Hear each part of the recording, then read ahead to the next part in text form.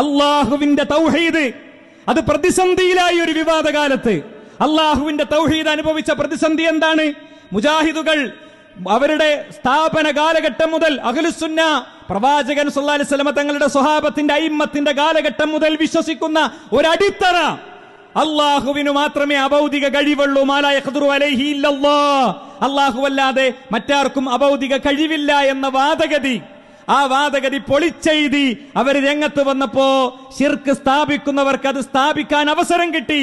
നിങ്ങളെ തൗഹീദ് പൊളിഞ്ഞില്ലേ? നിങ്ങൾക്കിപ്പോൾ ജിന്നും മലക്കും അഭൗതികമായില്ലേ? ഇത്രയും കാലം നിങ്ങൾക്ക് ജിന്നും മലക്കും അഭൗതികമായിരുന്നില്ലല്ലോ. ഇനി പാകെ ഔലിയ പാപ്പിയും കൂടിയും അങ്ങോട്ട് അഭൗതികമായി കഴിഞ്ഞാൽ, ഒരു 100 കൊല്ലം കൊണ്ട് ജിന്നും മലക്കും അഭൗതികമായെങ്കിൽ അടുത്തൊരു 100 കൊല്ലം കൊണ്ട്, വേണ്ട 50 കൊല്ലം കൊണ്ട്, വേണ്ട 10 കൊല്ലം കൊണ്ട് ഔലിയ പാപ്പിയും കൂടിയും അഭൗതികമാകും എന്ന് നാടായ നാട്ടിലും വേദിയായ വേദിയിലും മുഴുവൻ മുസ്ലിയാക്കന്മാര് പ്രസംഗിച്ചു.